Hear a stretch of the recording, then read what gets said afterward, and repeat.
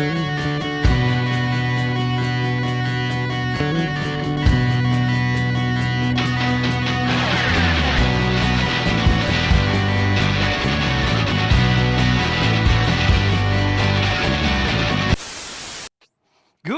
evening, everybody. It's June 4th. It's a bit of a lighter show. It's kind of refreshing in that we don't have anything catastrophic to talk about tonight, but we do have nonetheless a list, and then we're going to open it up to we're going to just steal the name Speaker's Corner, I think, because I grew up in the 90s and I have good memories. So we're going to open it up to the Twitter Spaces for the Speaker's Corner after we get through a little bit of a rundown of what's been going on for the last few days. Now, we did our last live show on Wednesday. Today's Sunday, June 4th. So there's a little bit of ground to cover, but it's not catastrophic. The election's over. A lot of the politicos have gone largely quiet. Some might argue, perhaps, a little bit too quiet. That's called a segue. Because our very first story has to do with a candidate who got into quite a bit of hot water during the election, so much so that she has apparently been kicked out of, not allowed into. I'm not sure what the phrase would be. She definitely ran as a UCP candidate for the vast majority of the election. She had UCP signage on all of her, or UCP branding on all of her signage, but she apparently, and UCP was on the ballot, but apparently she will not be allowed into caucus for at least probably a solid 10 to 15 minutes. We're talking, of course, about Jennifer Johnston. And when we get to her being a little bit too silent part, we got to talk about the attempts by the folks from Lacombe Pride to reach out to her and say, hey, you said you were going to do the work. When would you like to start? And the response has been, allegedly, resounding silence. I want to read a couple of lines from the article that's up on the screen here. So this is the gentleman in the picture here. His name is Jonathan Luscombe. I apologize if I'm mispronouncing that. Luscombe said he sent an email to Johnson, but says he never heard a response. He also sent her 2 messages trying to organize a meeting. There's plenty of opportunity for her to really reach out, as we've reached out in several different ways to try and not even accuse her of anything, but just to sit down and talk and try to figure out where some of these comments had come from, where we could help her learn and understand who we are as people, Luscombe said. Just how little effort was being put in by her to really rectify the situation was unfortunate. Now, there's no doubt that a newly elected candidate's life is probably a little bit busy. They probably have some things that they got to do. I imagine there's probably some sort of new MLA orientation. Perhaps there's a lawn bowling day. I don't know. But one would think if you had been removed from caucus, if you had been told that you were going to be able to join caucus because you had compared trans kids to feces, and if the premier of the province had come out and said that she'd had a conversation with you and you were committed to doing the work, one would think that perhaps, given the fact that Pride Month started just a couple of days after the election, given the fact that the folks from the Pride organization in your community have apparently tried to reach out multiple times, you might try to make it a priority. Apparently not. Other interesting note, anyone want to take a really easy guess as to who has not, through their social media, acknowledged Pride Month in any way, shape, or form? Jennifer Johnson. So there's that. But there seems to be this recurring theme of, hey, a really bad thing happened. I'm going to continue to do the bad thing. And we saw that coming out of the election as well with the celebration party, the celebration night from the UCP, where Mickey Amory, he had himself a celebration.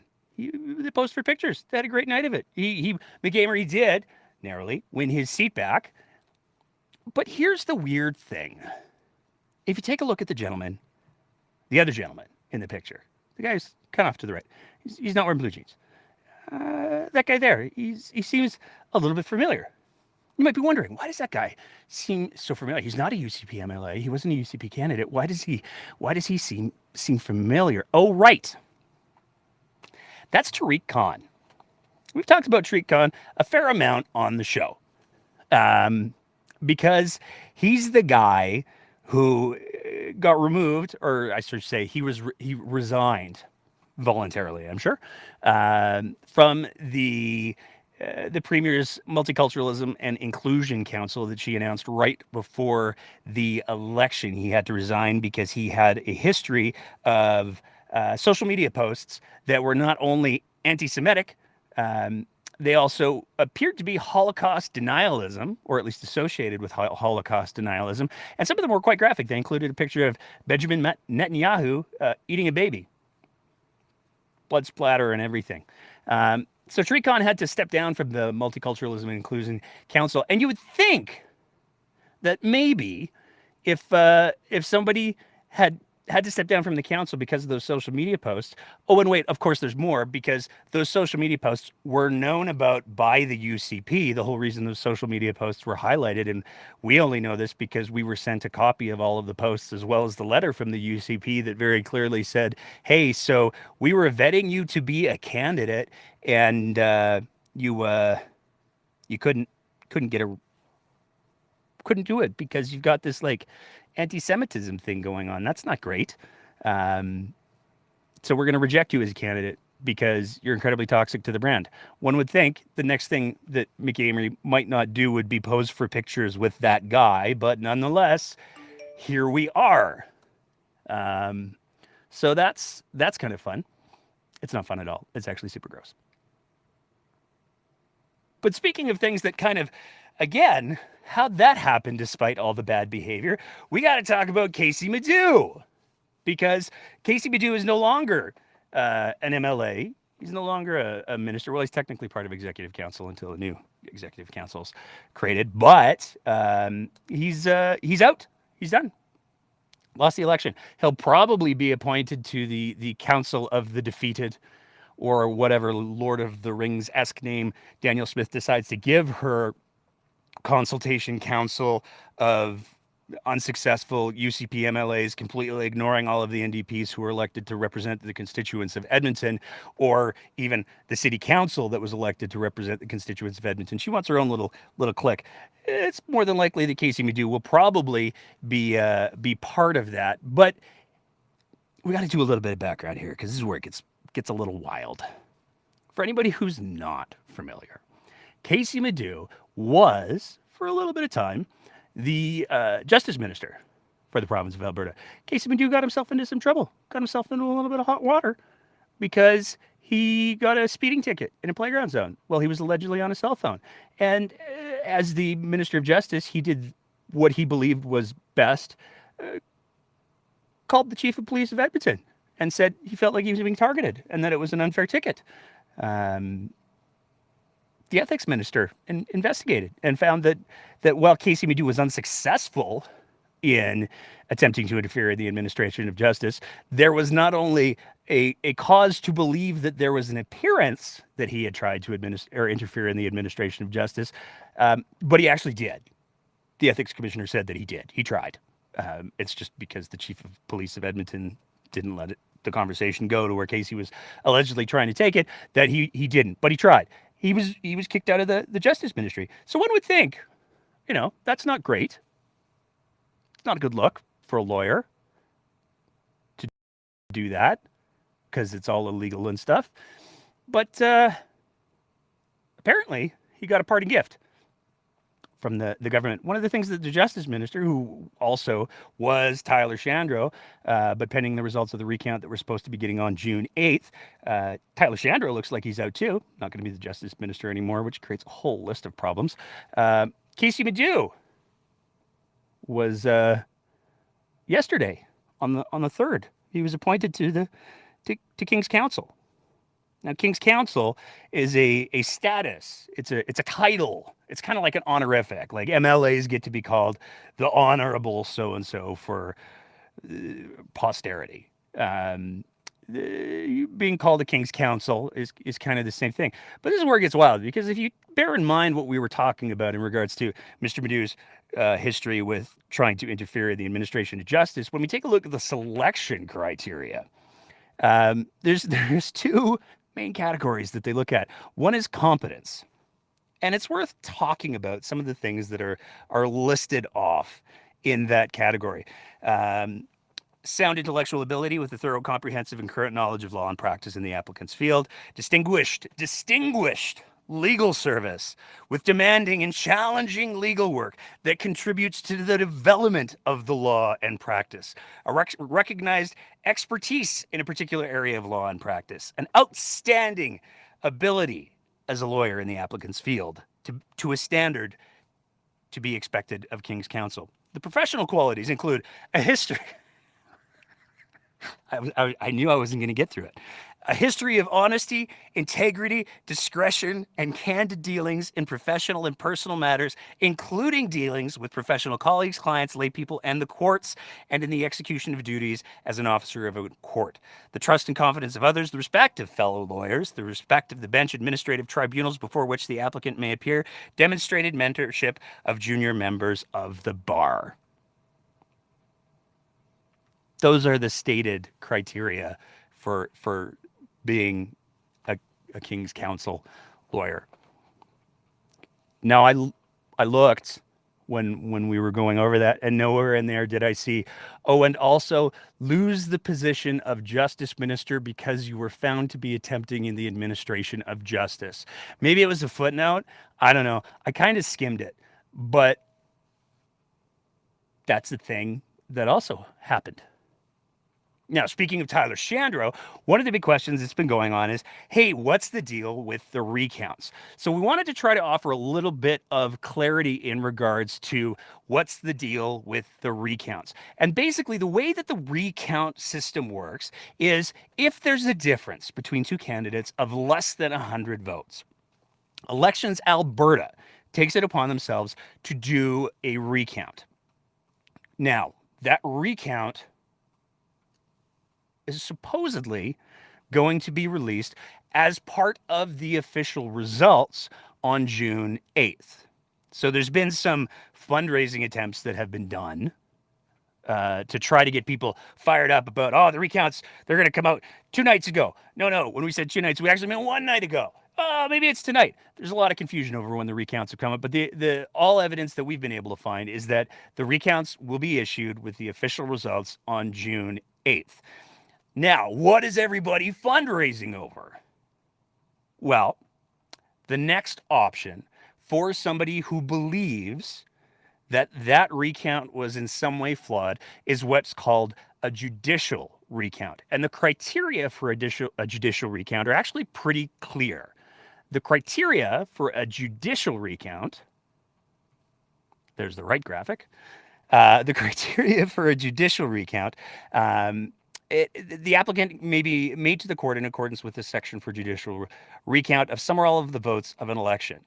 The application may only be made on one or both of the following bases: that votes were not correctly accepted or ballots were not correctly rejected, or that a certificate in return does not accurately record the number of votes for a candidate. So the allegations have to be that inside of that count for that constituency, the votes were not correctly accepted, which means there were some votes that should have been let in, or there were votes that were rejected because somebody drew a smiley face in the circle instead of an X or whatever, and that was not appropriate.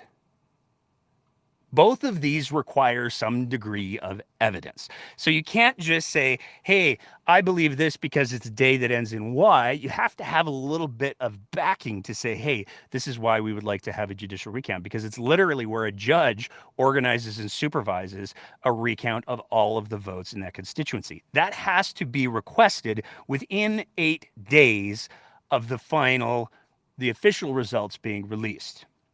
Now, there's 2 constituencies where 2 UCP MLAs, Tyler Shandro and Whitney Isick, both came within that 100-vote margin. So those votes are currently being recounted by Elections Alberta. Once the official results, maybe they issue a statement saying, we'd like to have a judicial recount because I talked to Timmy and he said that his vote was rejected. That's what I heard. And then there can be a decision made to do a judicial recount.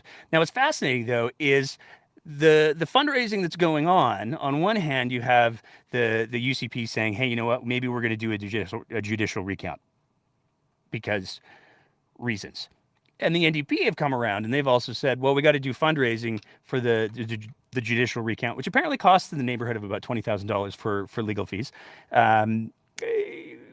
So we need the money, everybody, because if the UCP launch a judicial recount, then we're going to launch a judicial recount, and that doesn't really seem to be how it super works. But that's the recount process. So we're nowhere near done because we won't know the official results until June 8th, and we won't know if any judicial recounts have been launched conceivably until June 15th or 16th, because that's how long they have to wait to file a recount. And if I was the UCP, if I was Mr. Shandro or Whitney Issik, then my strategy would probably be I'd wait till the 11th hour of the last day to file my judicial recount so that the NDP couldn't. But I'm no legal scholar. So do with that what you will. Moving on from there, there was some other significant big-ish news that broke. And it's interesting because this news actually was hinted at a little while ago, but we're talking, of course, about the fact that Suncor announced just a couple days after the election that they were going to be cutting 1,500 jobs by the end of the year. Now, this was billed as, well, because we need a financial turnaround. We need to get leaner. We need more profits. But there's some questions to be asked about that, because it's also been widely reported in the news that there's a new CEO. And that CEO has a bit of a history of saying, we need to do these things because of reasons, and those reasons may not have been directly attributable to what was going on. And where it gets really interesting is, of course, Suncor's profits are publicly available. In 2021, Suncor made $3.8 billion. Now, you would think if they're trying to recover from the bad year that was 2022, that number would stay the same or go down. It wouldn't effectively triple, because in 2022, they made $11.5 billion. In the last quarter of 2022, they actually doubled their 2021 numbers. So in 2021, in the last quarter, the 3 months ending in December 31st, Suncor pulled in their adjusted operating earnings of $1.294 billion. In 2022, $2.4 billion. There's no question that Suncor, they're doing okay. They get a 76% increase to their fourth quarter profits. That's not bad at all. So you can't help but wonder what's actually going on. Well, there's a lot of things that are actually going on. And one of the biggest ones has to do with automation. So one of the things that is coming around, and we saw this tweet from Imperial Oil earlier this week as well, where they said, did you know that Imperial Curl is the first fully autonomous oil sands mining operator? It's true! Exclamation mark! Our haul truck fleet is operated from an on-site control room, and these driverless trucks provide cost, productivity, and safety benefits. Learn more at a bit.ly link. Now, so automation is taking over. There are jobs that people used to do that they can now make robots do. They can now have AI do, which is not only more cost effective for the companies, but it's also considerably safer for the companies. But one of the other reasons that Suncor cited as having to cut 1,500 jobs was because international investors are demanding more carbon neutral work. Daniel Smith likes to talk about the just transition. And she's done a very good job, as have most of the UCP, of framing it in the context of Justin Trudeau wants to get rid of our oil jobs. That's what he's trying to do here. That Justin Trudeau with his socks. It's not actually what's happening. What's actually happening is automation and AI are replacing manual labor jobs. And at the same time, international investors, the people who have the money, the people who determine who get loans, who gets financing for projects, they're saying, you know what? The planet's kind of on fire right now, so we're going to have to ask you to do a little bit better. And if you don't, then we're not going to give you any money. So your move, oil and gas. The Just Transition, which was a terrible name for so many reasons, that's been identified.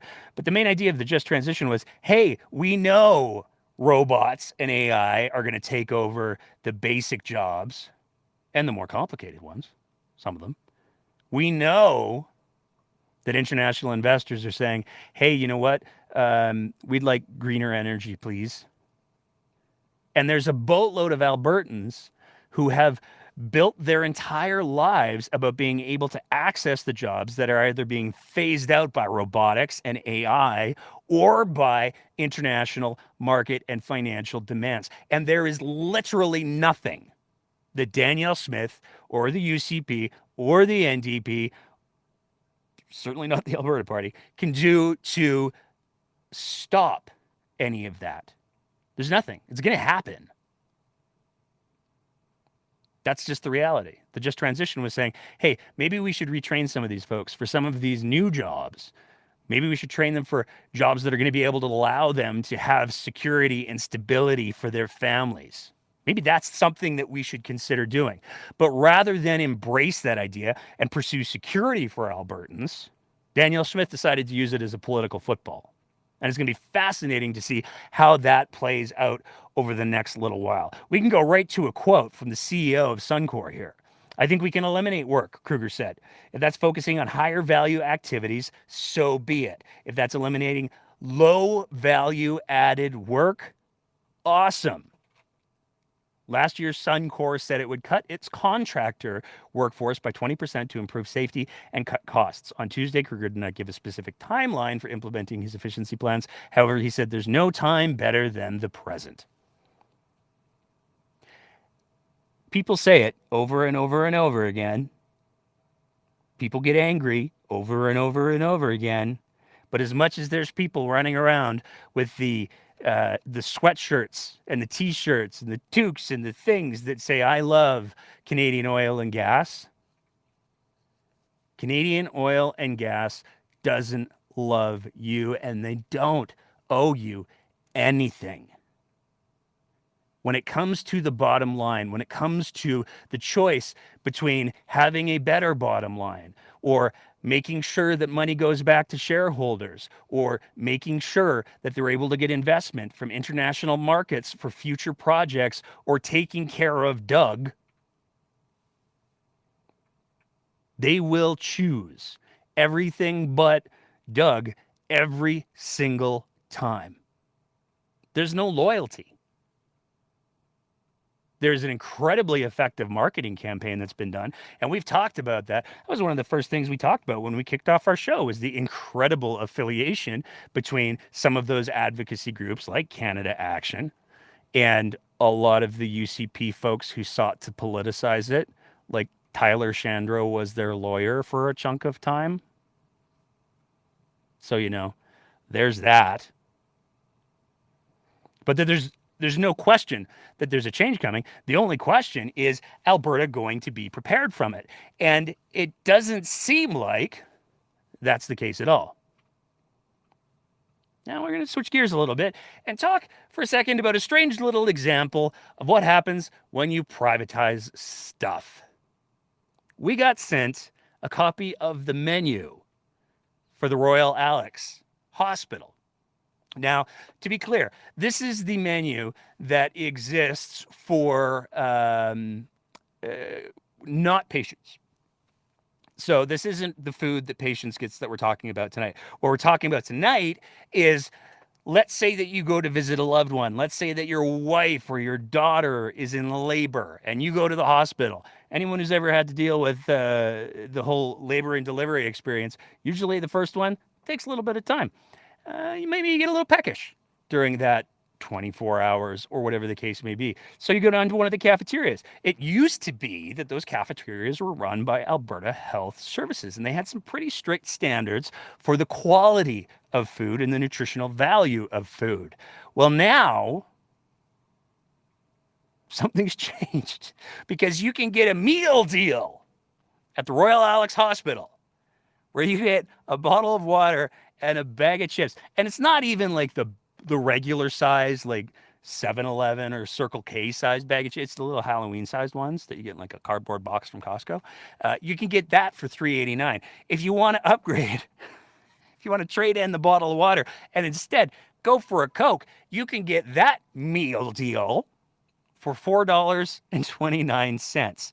Now, this is some of the specials that they're running. This isn't the full menu. We've heard some other things about the full menu, but we were sent this by somebody who received the specials and the options for the month, where it's pretty clear. Yeah, you get the water and salty chips, small bag, for $3.89 meal deal. It was part of an entire flyer that was sent out, and we shared the entire flyer. This is under the what is coming up in June section. It's sort of in the bottom quarter there. But this is a real thing. This is a real meal deal that's being offered in hospitals. Coke and a bag of chips. Now you might be wondering, what the heck? What happened? Well, we got to go back a little bit because it was announced a little while ago that in the major centers, the decision was being made to no longer have Alberta Health Services provide those food services. Instead, they were going to contract out 100% of retail food services in Calgary and Edmonton.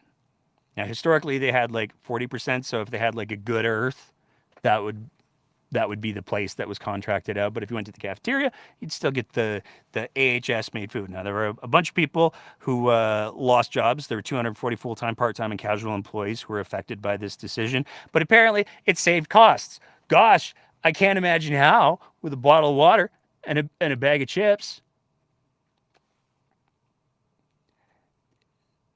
People ask, what happens when you privatize?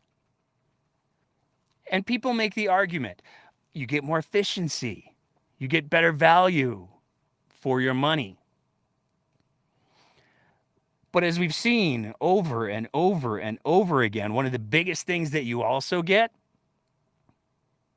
is for the same amount of money, you get a company that's more concerned about the bottom line than the quality of services, potentially, that they're providing to people. And after we posted that, we received a boatload of messages from people saying, oh, if you think that's bad, it's $12 for like a processed meat sandwich and a small chocolate milk, and the meat sucks. That's what happens when you privatize. That's why so many people, when you privatize healthcare stuff, that's why so many people are so concerned about the charter surgical facilities. And there has been no shortage of reports in the media and actual academic reports that talk about the fact that the charter facilities have had a net negative effect. When you adjust for, okay, so we have these many facilities that are opening up again, we're actually spending more money to get less. This is just a really easy example on a very small scale how that works. Moving on from there, we got to talk about this because this is an absolutely mind-blowing story that came out from CBC this week. And as much as we're talking about, hey, when you move away from established services, this isn't a privatization story. This is a what are we doing here story. You might remember after the election, we played a clip of it last week. Daniel Smith was talking about, hey, you know what? With the provincial police force, we haven't really decided what we're going to do yet. There's lots of municipalities that want to have their own police force. So we're going to work on getting them what they need. Also, we're building out the sheriffs. Now, Danielle Smith has been a huge advocate of the sheriffs for a very long time. She's been a huge fan of the sheriff's department for a very long time. And it's very clear that Danielle Smith wants to expand the role of the sheriffs in law enforcement across the province. We saw the trials that she did where sheriffs were being put with police officers in Calgary and Edmonton to deal with the lawlessness, the chaos that was occurring in those downtown areas. That trial's currently over, but Danielle Smith made it very clear that that was part of her vision for what law enforcement should look like. And when she made the comments that she made after the election, she was also very clear that she wants to build out the sheriff's office. But we should maybe have a conversation about some of the things that need to be fixed before we start expanding. So this story came out in CBC News, and this is wild. So this sheriff was charged with assaulting his wife. He kept working. He was convicted of assaulting his wife. He kept working. So this guy who deals with vulnerable people not only assaulted his wife, not only was accused, not only was charged of assaulting his wife, and kept working with the sheriff's department. He was then convicted of that charge. He was found guilty of that charge, and he continued working with the sheriff's department. But this is where it gets really, really wild. Because, and I'll read from the story, during Exner's sentencing on Tuesday, in which Justice Donna Valgertson reserved her decision, so she hasn't made a decision about the sentencing yet, Exner's lawyer asked for a discharge, so after his probation, he would be cleared of a criminal record to keep his job. The Crown argued against the discharge, citing the code of conduct and ethics and the trauma suffered by the wife. It is unbelievable. And to be clear, to be fair, we've heard from more than a few folks, hey, these problems exist in the other policing agencies. There's police officers who get put on administrative duties. There's police officers who do bad things and get put on other kinds of duties. That's a whole separate conversation.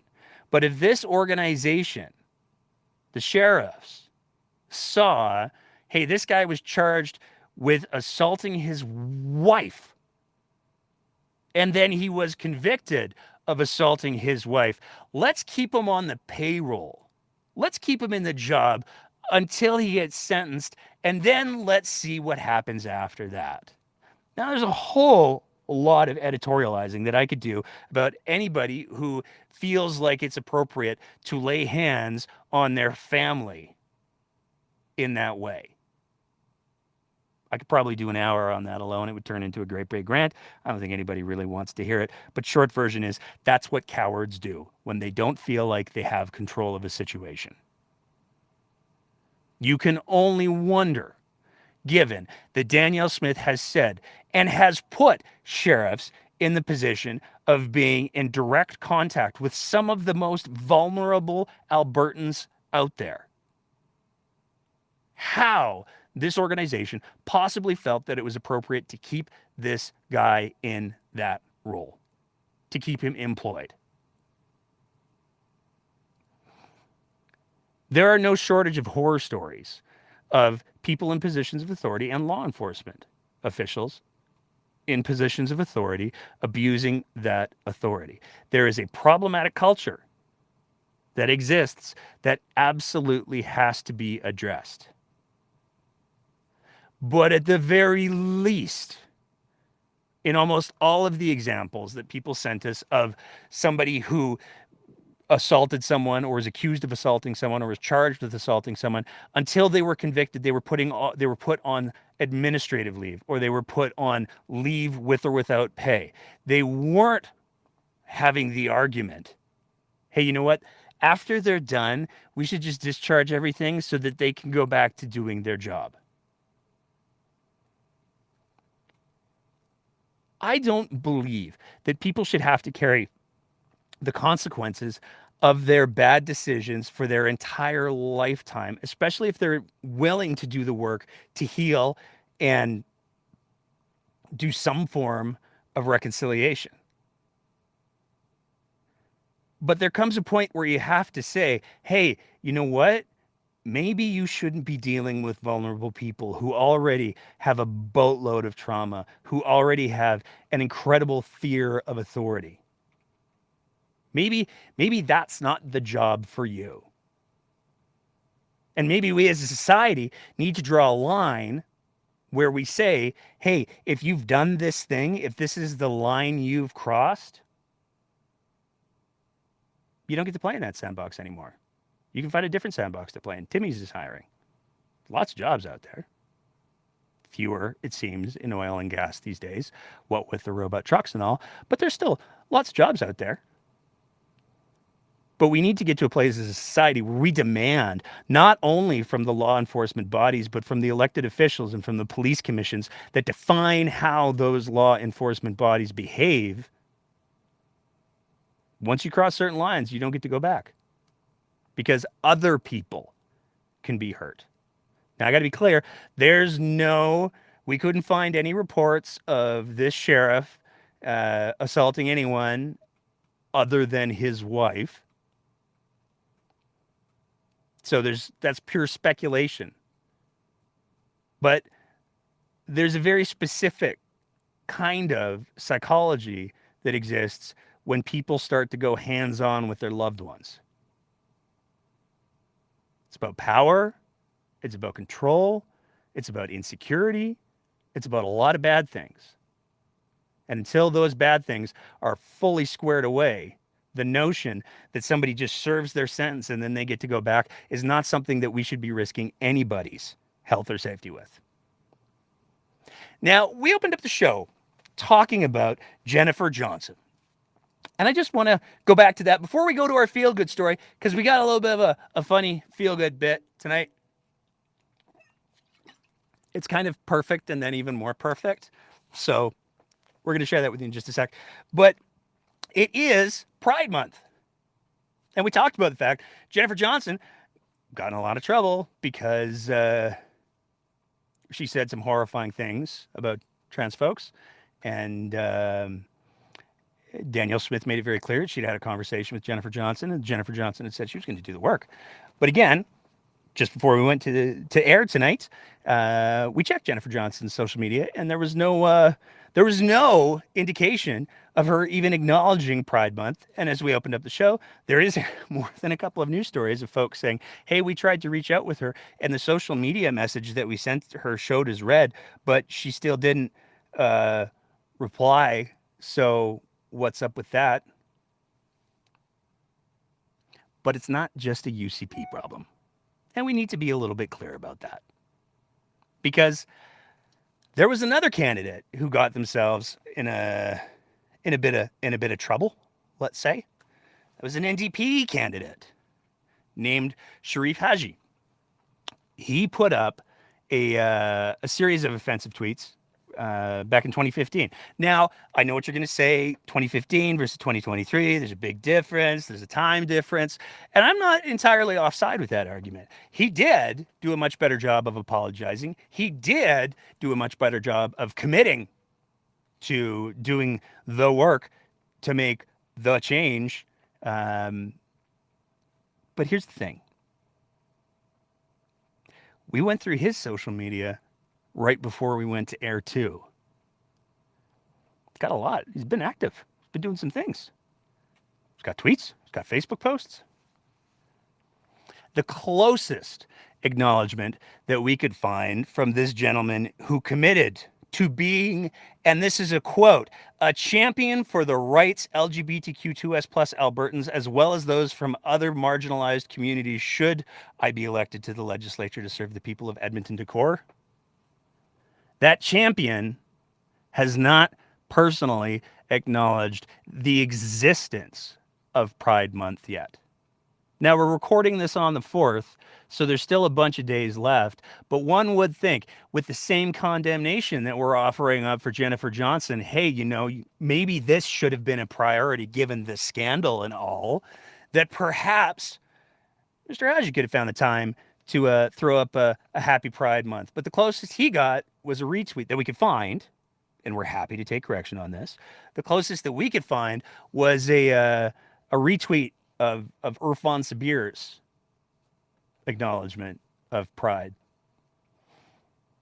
which I don't know. Maybe my standards are high, but that just doesn't feel super champion-y. I could be wrong. But let's get to the fun stuff, shall we? So we make a lot of jokes about the Western Standard, because, well, they spend a lot of time being terrible. The Western Standard is the outlet who published the horrifying speculative editorial about Janice Arun potentially being the Minister of Education should the NDP get elected. That editorial that was later withdrawn and apologized for by the author, never by the Western Standard, though. And they lean into it. They also were the ones who some people might say manufactured or amplified the manufactured story about the trans person swinging their genitals around in the change room, that they were able to whip up enough hate that the Calgary Police Service actually had to issue a statement saying, well, we investigated it and it didn't happen. So, there's that. The response from the Western Standard to that, oh no, we swear it happened, even though we've now, in a fantastic twist of irony, changed the gender of the person involved in the story because it's just perfect that way. But the Western Standard, short version, they still demand, though. There was a lot of controversy during the election because the Western Standard demanded the NDP, they got to answer our questions. They're not answering our questions because we haven't apologized.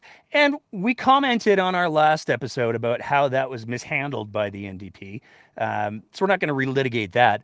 But the Western Standard was very, very upset that the journalistic credibility was in any way being called into question. And then we found this little gem today. I wish I was making this up, but it's just too perfect. The Western Standard tweeted out today with a graphic. Western Standard, who are to be taken seriously as a news and media organization. They got news in their Twitter handle, so they must be news. They tweeted out, I think it's an advanced form of intelligence that is using some kind of intermediaries. It's not that they walk among us wearing a skin suit. You're going to put something out there that I think of as an intelligence test. They're here. Stanford prof says aliens are among us. With a Mars Attacks graphic attached to it. Because that's how you can always tell the serious journalistic outlets. Now, you might be thinking, how do you get any better than that? How does it get more ridiculous than the Western Standard tweeting out that aliens are among us with a Mars Attacks Angry Martian graphic?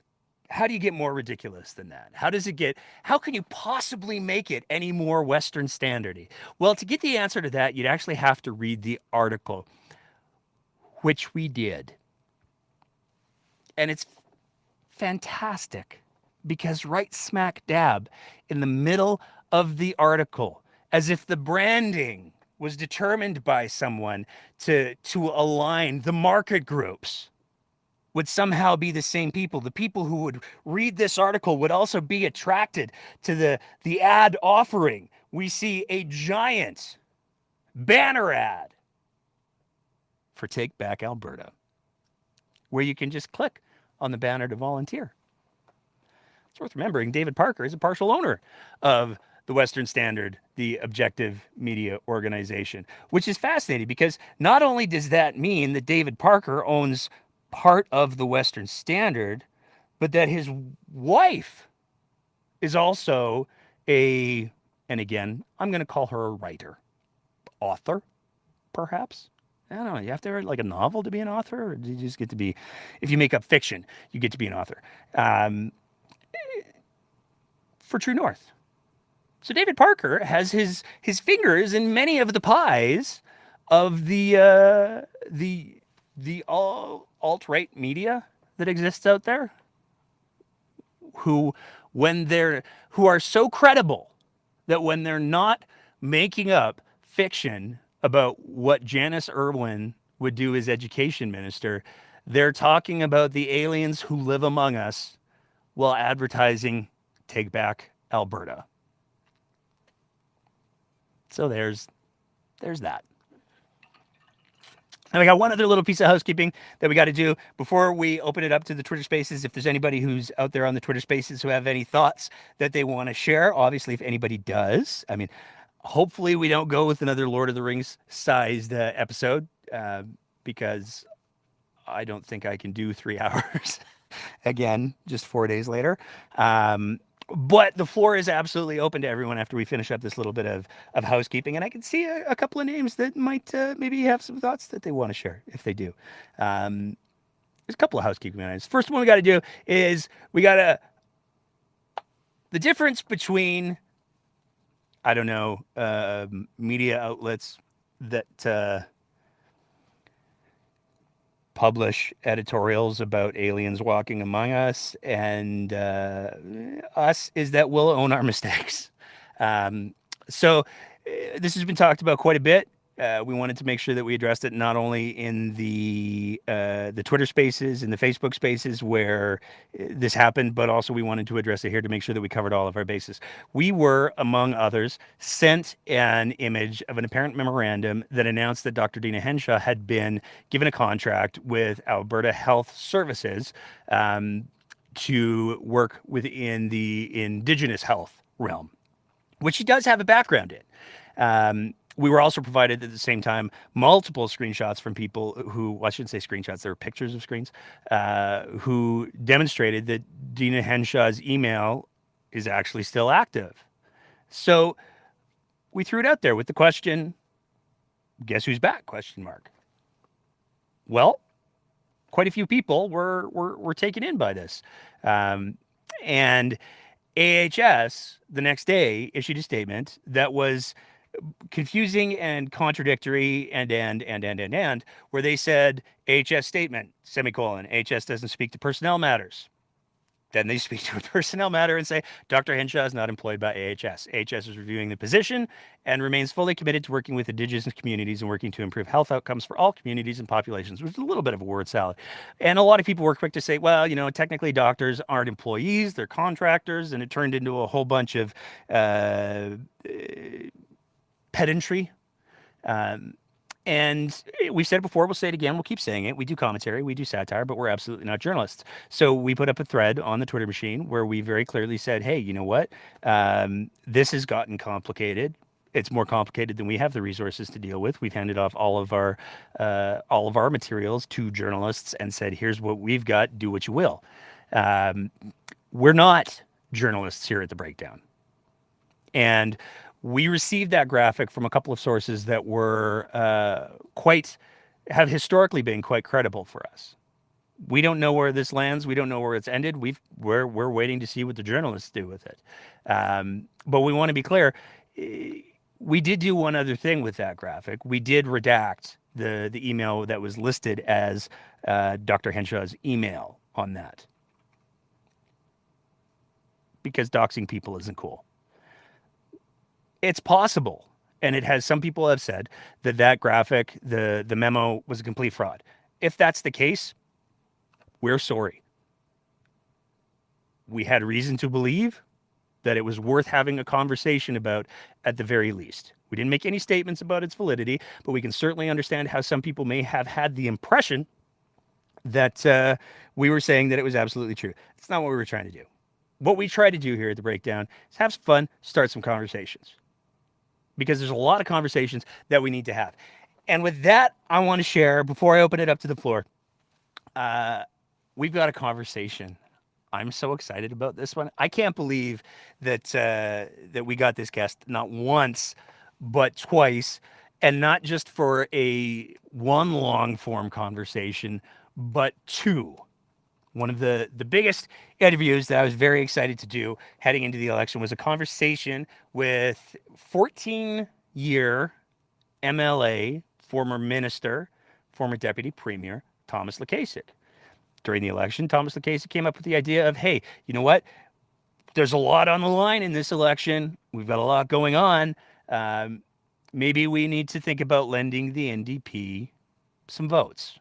And he advocated very strongly that people lend the NDP votes. Well, we sat down with Mr. Lukasik for sort of a post-mortem, if you will, of the campaign on both the UCP and the NDP side, as well as a long-form conversation around some of the things that he's been highlighting over the last couple of weeks, and particularly since the election happened, that have to do with the fact that there are a lot of people who are using hateful language and using hateful rhetoric that is emboldening people to say things that they wouldn't have said 6 months ago, a year ago. There is an encroaching hate that is happening in the province of Alberta and across the country. And there are people that are targeting small groups in order to try to make themselves feel more powerful, in order to restore things to normal, even though that normal was the oppression and repression of those folks. But that's the thing that's happening. And that was a big part of the conversation that we had with Mr. Lukasik. That conversation is going to go up an hour after we end the show for our Patreon sponsors, and it will be streaming recorded live on Wednesday. Because the plan is going forward, we're going to do our interview episodes on Wednesdays, and we're going to be doing our live shows on Sundays. Reportedly, the cabinet announcement is coming down fairly quickly, so that will be interesting to see. And we'll go from there. Now, all of that being said, this is where I'm going to open it up to the floor. If anybody wants to join in on the Twitter Spaces, just click the little microphone thinger. Love to hear what you have to say. And I'm going to vamp for a second on the Patreon plug again. And if nobody shows up, then that's totally cool, because we're coming up to an hour anyways. And, oh, there we go. That's all it took. Excellent. We're going to bring in Lynn live from sunny, I hope, Fort McMurray. Lynn, what's going on tonight? Uh-oh, Lynn's muted. Hi, Nate. Hey, Lynn, how's it going? Well, it's sunny right now, but it rained 1.5 inches, so we're super happy up here today. Well, that's good. Yeah, it's great. Wasn't a great week in Fort McMurray, but I truly believe that the 1,500 announcement was not a surprise, since someone very close to me has been working on those autonomous trucks for 5 years. So, they knew it was going to happen. I have friends at Suncor who have already been training for other jobs. So, hopefully it won't affect the community too much. Fingers crossed. Yeah, they did telegraph it, because when Mr. Kruger became he actually used to work for another oil company, and then he retired, and then he came back to work for Suncor because money's nice, I guess. And when he first came back, that's when he started to very heavily hint, there's going to be some cuts. So, yeah. Only thing I wanted to say tonight really was something that shocked me today. A friend of mine messaged me about a post that was put up on our infamous girl gang. And as you know, we live in BJ, UCP, Take Back Alberta country. So this woman put up this post about asking people if they were going to send their kids to school this week.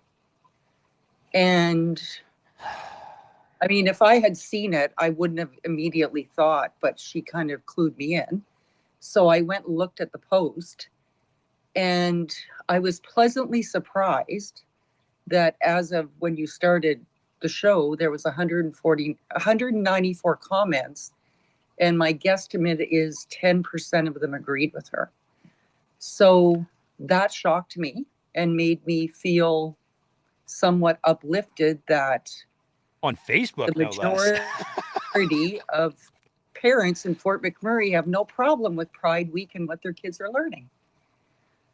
That's fantastic, You know, because that was another thing that Mr. Lukasik had kind of raised the alarm on earlier this week, because apparently there were some pretty significant attendance drops-offs in some schools because parents were like, I'm not going to have my kid to do anything with that pride stuff.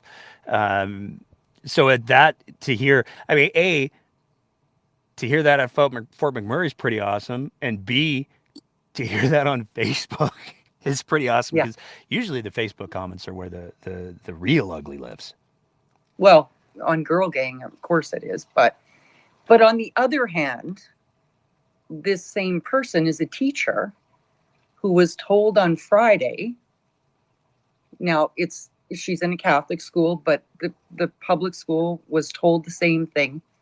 They are not allowed to use the word gay.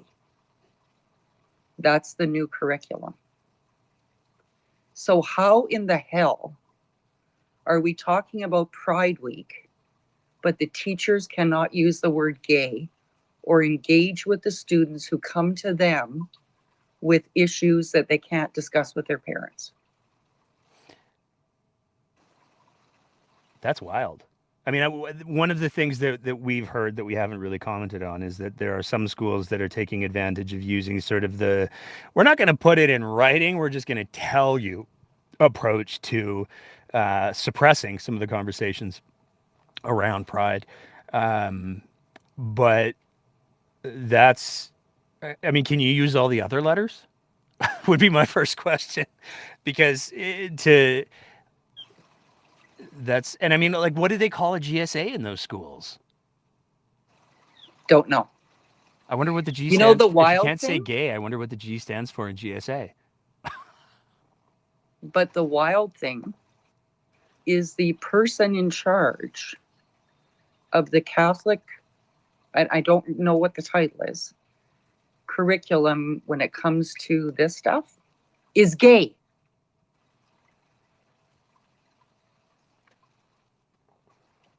Can you imagine that poor soul who had to put this stuff out?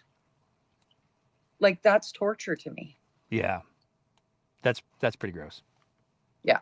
Anyway, I'm still looking at the positive in the fact that, out of 194, 10%, I mean, that could have changed since we've been talking, but that gave me a great hope that people's minds are open. That's pretty awesome.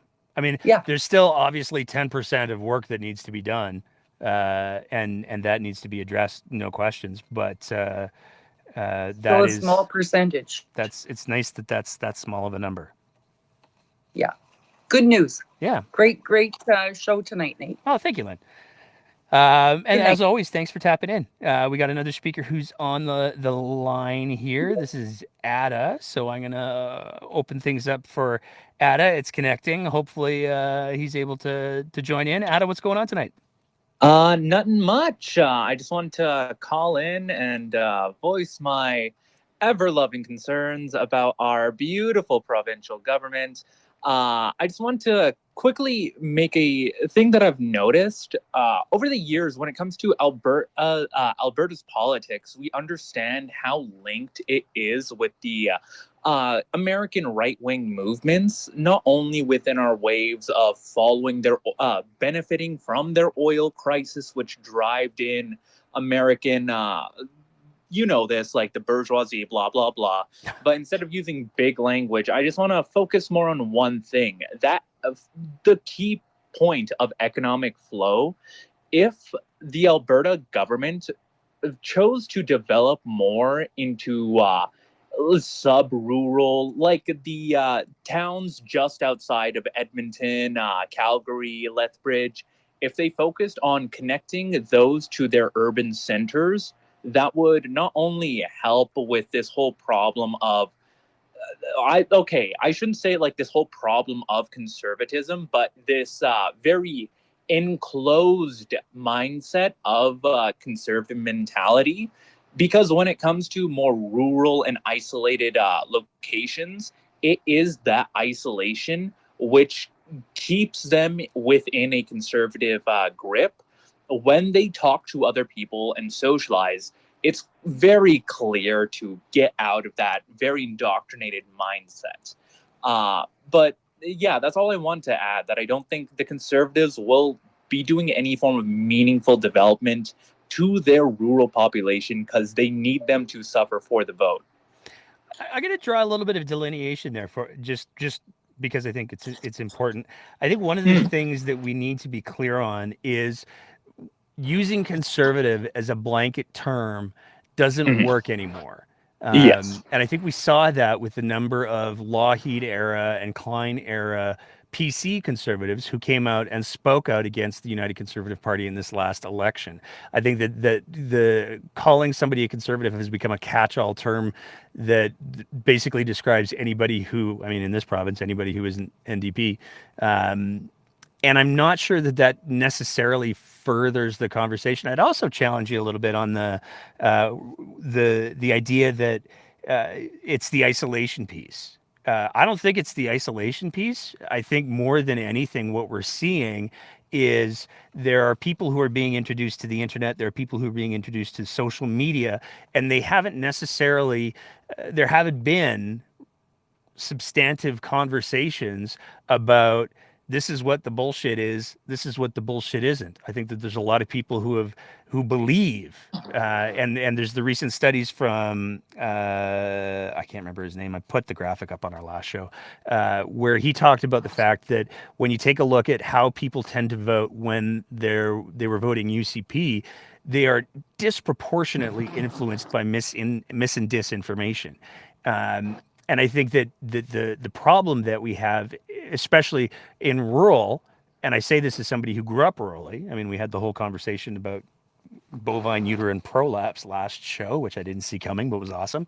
But I think part of the problem that we have with the rural communities is that because there is so much reliance on their community, when somebody in the community says, hey, you should check out this Facebook page because it resonated with me, that automatically lowers for some people well, maybe it's true, maybe it's not.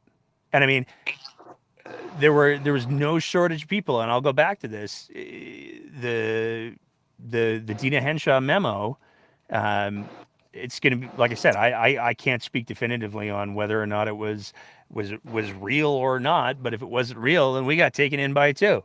So, you know, it happens to everybody, but I think the most important part when we encounter that misinformation and disinformation is when we say, oh, they got me. That's how it happens, because that shows it can happen to anybody. And that's the most important part, is to be able to say to people, hey, you know what? It can happen to anybody, and we have to be objective. We have to be willing to go back and take a look at things and go, well, maybe they got me. That's the part of the conversation that I think is missing so much for so many people, because so many people believe that being taken or being wrong about something, instead of viewing it through the lens of it being an opportunity for growth, they look at it as I'm bad, and that's not true. So that's my response. Anything you wanna rebut there, or? I do agree with you on a few things of like, using conservative was wrong on my part, obviously, like for a few reasons. But yeah, you did make a great point of pointing out the lack of enfranchisement they have with, compared to like other urban populations. I guess, sorry, I should make it distinct what about the urban population makes them, in my sense, like more progressive, which is also, again, just functionally very, very icky because it's conflating a lot of things. But when it comes to urban centers, it is the more global connections that they can provide, because they have a lot of these national shows, global events. They have stadiums for guests to come in from all around. And that's the thing that a lot of the rural population goes for. But when it comes to the environment and the living situation of community, it would make sense for the government to try and help cities move their population and help develop the peripheral rather than try and expand their suburban core, because that would lead them to needing to start more urban cores by themselves, which is far more difficult to do than to expand and aid and incorporate. Does that make sense? It does. The only thing that I would kind of counter challenge you on is if you take a look at where in Alberta did the Ontario import Kevin J. Johnston decide to run? He ran in Calgary. Where in Alberta does Artur Pawlowski call his home base? Where has he built up all of his strength over the last however many years? Calgary.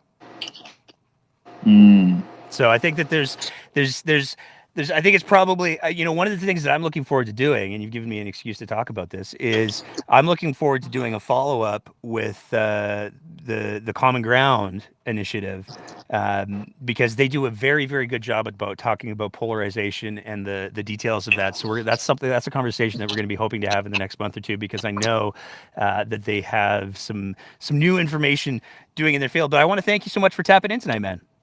Thank you as well for having me. It's been lovely to listen to you guys speak and everything like that. Oh, thanks, man. Thank you again. All right, I'm going to bring in Guy. I'm going to try for it, and I'm going to get it very badly, but I just finished talking about making mistakes and being wrong, so I'm going to go ahead and lean into this. Guy, whose Twitter handle is @Guy Quenneville. Yes. Good evening there, Nate. How'd I do? You're doing awesome. You're doing awesome. I meant with your last name. It's all good. Okay. That's I respond to Gee, Goo, Guy, Ga, that guy over there. Oh, it's all Gee, good. I should. Oh. See, I Anglophanized the hell out of that. I apologize. What's going on? Not at all. I just wanted to follow up on that autonomous vehicle thing that you brought up. I just want you and your listeners to understand that AI is affecting the workplace way beyond just autonomous vehicles. We're like, in my role, I've been following what major employers have been doing, with AI. And one area that I'm getting really concerned about is an area called predictive analytics. And employers, even national employers, they're starting to play around with predictive analytics as a way of, separating, staff they want to keep, staff they don't want to keep. You want to request training. Well, what does the predictive analytics model say about whether or not you're going to stay for the next 5 years? Oh, you're not going to stay? Well, we're going to not refuse your request for additional training. Micro-targeting of job advertisements. I mean, the list just goes on and on and on. And just to give you an idea of how silly this gets, I mean, I have one national employer that I deal with in my role where, they advertise a staff satisfaction survey. It's supposed to be anonymous. But get this, your login is your employee number and your password is your SIN number. And so it's like, what are these employers doing? But I wanted to encourage you and your listeners to understand this is way more than just like I said, self-driving vehicles. This is about really limiting your possibilities in the workplace, using artificial intelligence, using models like predictive analytics, to help the company understand whether or not they're going to get what they want out of you. So I just figured I'd throw that out there for you. That's some legit Minority Report kind of stuff that you're talking about there, man. That's deeply, deeply terrifying. Yeah, I mean, it might be a good show, for you to kind of dig in on. I'm literally writing all this stuff down as you're talking. Edmonton has a center for AI, for example, and if you want to pick my brain later, you're more than welcome to, because I'm as somebody who represents workers, I'm really, really, really concerned, about how AI is going to be used in an unregulated way, to really control people's, I guess, chances in the workplace, because stuff's a coming. And I put another link for you, Nate, in the YouTube chat. You might want to check out as well. That one is on data and algorithms in the workplace. If you can't find it, just send me a DM and I'll fire that off to you. Yeah, we'll do for sure. I'll take a look. I always read through the comments after the show because if I pay too much attention, like we have somebody who moderates them, but if I pay too much attention to them, then I tend to go squirrel, and the whole thing goes off the rails. Yeah, I get it. But yeah, no, thanks, man. I appreciate that, and I will definitely be sending you a DM as well because you've piqued my interest in a very big way. I'm not a big fan of Tom Cruise movies for a lot of different reasons, but that's a big one. Absolutely. All right, thanks, man. Thank you. Anything else that you wanted to add before? No, I just enjoy listening, and keep up the great work, man. No, thank you. Really appreciate it. Thank you. And I think that clears off our list of callers for the evening. So we're gonna, I think, call that a wrap on this episode of the breakdown. Like I said, we're gonna have the full length conversation posted early for our Patreon supporters in probably about an hour here. And if you're not one of our Patreon supporters, you can become one by visiting www.patreon.com/thebreakdownab. You don't get any you get early access to the interview episodes. And we try to do some like bonus giveaways once or twice a year for our Patreon supporters, but we'll never ever put anything behind a paywall because that's not how conversations happen or work or any of that. So if you do appreciate the kind of content that we're producing here in the breakdown and you want to help support that, you can do that again by visiting www.patreon.com/thebreakdownab. And that conversation with Mr. Lukasik will be going live for the rest of the interwebs, which is like a series of connected tubes, on Wednesday. And then we'll be back again a week tonight for another one of our live Alberta politics roundups. If you're not following on the Twitter machine or on Facebook or Instagram, you totally should. And if you want to watch clips of the shows that you're listening to now with little to no interaction, you can also follow us on the TikTok. But we're absolute garbage at TikTok, so maybe, I don't know, don't do that. Don't follow us on TikTok. And that's it. It's going to be an interesting week. We should probably start to see some announcements coming out. We're 4 days away from the official results of the election. We're also potentially 4 days away for some claims for judicial recounts in at least a couple of the constituencies. So it's enjoy the nice weather while you can. Enjoy the little bit of a breather that we get while all of the politicians are taking a breather of their own, because it sounds like Alberta politics is still only just ramping up in the nutty. So take a break, take care of yourselves, and as always, keep the conversation going.